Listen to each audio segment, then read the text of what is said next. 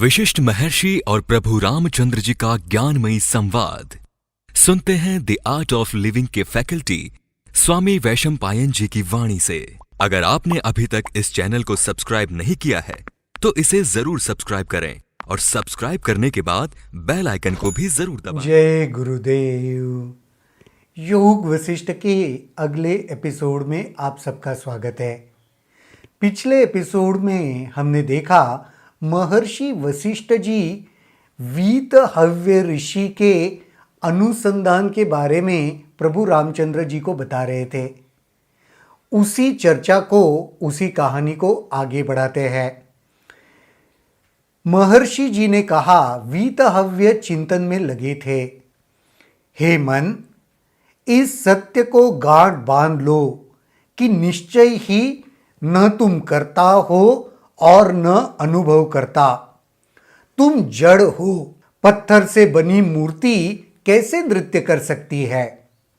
यदि तुम्हारी बुद्धि पूर्ण रूप से असीम चेतना पर अवलंबित हो तो तुम दीर्घ काल तक उस बोध में जीवित रह सकते हो। परंतु जो कुछ दूसरे की ऊर्जा से किया जाता है वह उसी का किया माना जाता है। हंसिया किसान की ऊर्जा से फसल काटती है, इसलिए कटाई करने वाला किसान ही माना जाता है। इसी प्रकार काटती को तलवार ही है, परंतु तलवार को चमकाने वाला ही हत्यारा माना जाता है। हे मन, तुम जड़ हो, तुम्हारी बुद्धि चेतना की है। आत्मा व असीम चेतना अपने को अपने से जानती तथा स्वयं अपने को अपने द्वारा अनुभूत करती है। परमात्मा तुम्हें आत्मज्ञान प्रदान करने के लिए प्रयत्नशील रहता है। ज्ञानी को अवस्थित रहता है। वही तो अपने को मन के रूप में जानता है। यदि तुम इस सत्य को समझ लो तो तुम्हारा अस्तित्व क्षण भर में विलीन हो जाएगा। मन का खुद का कोई अलग से अस्तित्व नहीं है। ये वीतहव्य ऋषि यहां पे आत्मचिंतन में महसूस कर रहे हैं। देखो, यहां पे जो उदाहरण दिए वो मन को ये समझा रहे हैं। क्या समझा रहे हैं? कि तुम्हें लगता तुम्हारा स्वतंत्र अस्तित्व है, पर जो ऊर्जा जहां से आ रही है ना, वही वास्तविकता में सत्य है। जैसे तलवार का एग्जाम्पल दिया। तलवार के एग्जाम्पल में अगर किसी चीज को काटती कौन है? तलवार है। लेकिन हत्यारा तलवार को माना जाता है क्या? नहीं। जिसने उस तलवार को चलाया ना, उसे हत्यारा माना जाता है। उसी प्रकार हे मन, तुम बहुत कुछ करते हुए प्रतीत होते हो, तुम दिखाई देते हो, पर वास्तविकता में तुम जड़ हो। तुम अकेले कुछ नहीं कर सकते।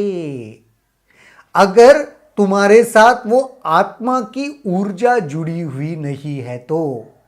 कितना सुंदर विश्लेषण यहां पे किया जा रहा है। मन को शांत करने का, मन का अस्तित्व खत्म करने का।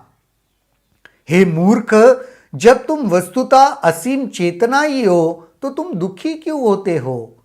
मैं सर्वव्यापी हूं। जब इसका बोध तुम्हें हो जाए तब तुम सब कुछ बन जाते हो। न तुम रहते हो, न तुम्हारा शरीर रहता है, मात्र असीम चेतना अवस्थित होती है और उस एक रूप में चेतना में मैं, तुम आदि विविध धारणाएं प्रकट होती है।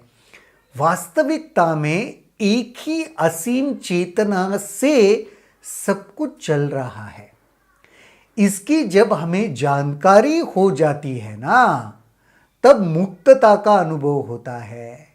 और ये जो असीम चेतना है उसमें अलग अलग धारणाएं चल रही है। मैं की धारणा, तुम की धारणा, हम सब की धारणा, ये उस चेतना में, असीम चेतना में धारणाएं उत्पन्न हो रही है। उन धारणाओं को वास्तविक मत समझो। यदि तुम आत्मा हो तो मात्र आत्मा ही तो विद्यमान है, न कि तुम। यदि तुम जड़ हो और आत्मा से भिन्न हो तो तुम्हारा अस्तित्व है ही नहीं। आत्मा या असीम चेतना ही सब कुछ है, अन्य कुछ नहीं है। ये लगातार हम योग वशिष्ठ में देखते आए हैं कि सब कुछ एक ही चीज से बना हुआ है और वह है आत्मा, वह है चेतना, जिसे तुम कह रहे हो ना। तुम कौन है? इसका कोई अस्तित्व नहीं है। वास्तविकता तो वह चेतना ही है, वह आत्मा ही है। चेतना और जड़ पदार्थ के अतिरिक्त किसी तीसरे पदार्थ का अस्तित्व का तो प्रश्न ही नहीं उठता। मन के लिए ये कह रहे हैं ना, एक है चेतन, जो चेतना है, आत्मा है, दूसरा है जड़। अब इसके बीच में और तीसरा कहाँ है? या तो कुछ चेतन है जिसके वजह से सब कुछ चलायमान है, या तो कुछ जड़ है जिसका खुद का कोई अस्तित्व नहीं है, खुद कुछ कर नहीं सकता। अब ये दो चीजों के अलावा और तीसरे का अस्तित्व में होने का तो प्रश्न ही नहीं उठता। अतः हे मन, न तुम करता हो और न ही तुम अनुभव करता। तुम तो एक साधन हो जिसे ज्ञानी लोग अज्ञानियों से संवाद करने के लिए प्रयुक्त करते हैं। परंतु तथ्य यह है कि यह साधन अवास्तविक और जड़ है, मात्र आत्मा ही वास्तविकता है। तुम्हें लग सकता है तुम ही करता हो, तुम ही अनुभव कर रहे हो। नहीं, तुम कुछ नहीं कर रहे हो हे मन। जो कुछ कर रहा है वो आत्मा कर रहा है। तुम तो वो अज्ञानियों के साथ वार्तालाप करने की एक व्यवस्था हो, और वो जड़ है, उसमें कोई चेतन नहीं है। वो आत्मा में चेतनता है, वो सब कुछ है। ये मन जो है, भले लगे इसमें चेतन है कुछ, वो वास्तविक है नहीं, वह जड़ है। यदि किसान हंसियों का प्रयोग ना करे तो क्या वह फसल काट पाएगा? तलवार में भी किसी को काट डालने की शक्ति नहीं है। हे मन, न तुम करता हो न अनुभव करता, अतः दुखी मत हो। परमात्मा यानी चेतना तुम्हारी तरह नहीं है, इसलिए उसके लिए दुख प्रकट मत करो। उसे कुछ करने या न करने से कोई लाभ नहीं होता। वही सर्वत्र व्याप्त है, कुछ और है ही नहीं। तब वह करे भी क्या और चाहे भी क्या? मन की वो सीमितता को यहां पे बताया जा रहा है। मन को हम सब कुछ समझने की चेष्टा करते हैं। वीतव्य खुद के मन को कह रहा है, तुम मन हो मुझे पता है, लेकिन तुम सब कुछ नहीं हो। चेतना के बगैर तुम्हारा अस्तित्व नहीं है। जैसे तलवार चलाने वाले के बगैर तलवार क्या कर सकती है? फसल काटने के लिए वो हंसिया का इस्तेमाल करता है, लेकिन वो फसल काटने वाला ही नहीं है, तो उसका क्या यूज है? जड़ है वो पदार्थ, पड़ा रहेगा। तलवार जड़ है, पड़ी रहेगी। वैसे ही मन तुम्हारी भी अवस्था है। तुम्हारी आत्मा से किसी प्रकार का नाता नहीं, अगर है तो इतना भर जितना सुगंध का फूल से होता है। संबंध उन दो स्वतंत्र जीवों के बीच होता है जिनकी समान प्रकृति हो तथा जब एक होने के लिए प्रयत्नशील हो। हे मन, तुम सदा उद्विग्न रहते हो, जबकि आत्मा सदा शांत रहती है। आत्मा में और मन में कोई वो समानता नहीं है। वही बता रहे, मन तुम्हें दुखी करता है, उद्विग्न करता है, और आत्मा, उसका तो स्वभाव ही परमानंद है, शांत है। तो तुम दोनों में संबंध कैसा? तुम तो एक दूसरे के आसपास भी नहीं हो। इस प्रकार दोनों में कोई संबंध नहीं बनता। हां, यदि तुम समाधि की स्थिति में और अवस्था में पहुंच जाओ या फिर समस्थिति को प्राप्त कर लो तो तुम चेतना में दृढ़ता पूर्वक स्थित हो जाओगे और इस बात का बोध प्राप्त करोगे कि चेतना एक ही है और वह असीम चेतना असंख्य जीवों के रूप में जगमगा रही है।